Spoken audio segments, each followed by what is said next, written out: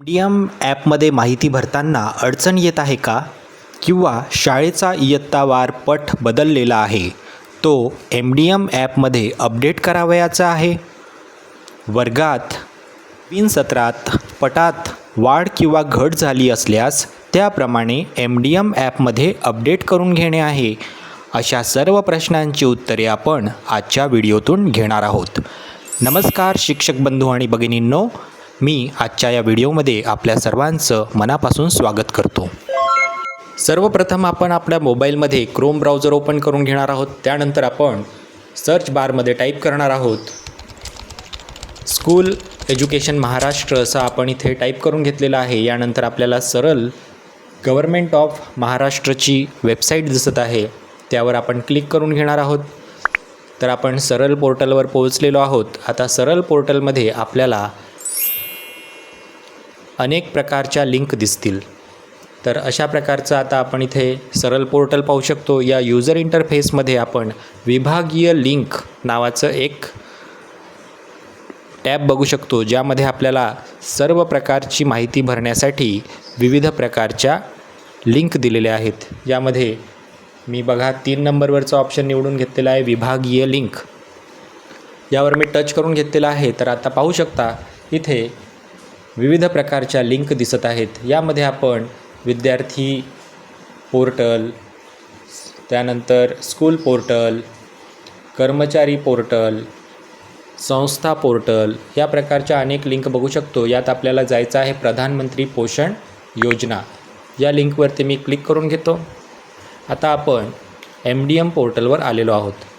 तर अशा प्रकारे प्रधानमंत्री पोषण शक्ती निर्माण योजना या पोर्टलचं नाव आहे. इथे आता आपण लॉग इन करून घेणार आहोत. लॉग इन करून घेण्यासाठी मी माझ्या शाळेचा 11 अंकी UDAS क्रमांक टाकून घेतो.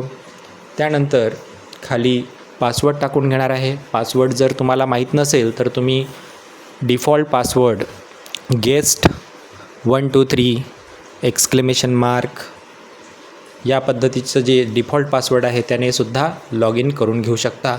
आता अशा प्रकारे मी लॉग इन झालेलो आहोत. मला एक सूचना दिसत आहे, त्या सूचनेला वाचून त्या चेकबॉक्समध्ये क्लिक करून घेतो आणि सबमिट हे बटन दाबून घेतो.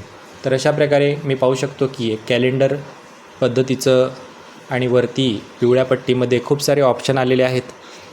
या प्रकारच्या पोर्टलवर आपण रिडायरेक्ट झालेलो आहोत. तर इथे आपल्याला शेवटून दुसऱ्या क्रमांकाचं एनरोलमेंट हे ऑप्शन निवडून घ्यायचं आहे.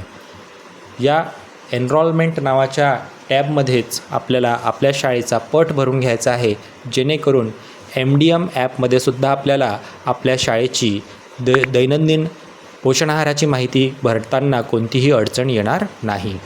तर या पिवळ्या पट्टीवरती शेवटून दुसऱ्या नंबरचं बटन म्हणजे एनरोलमेंट मी दाबून घेतलेलं आहे.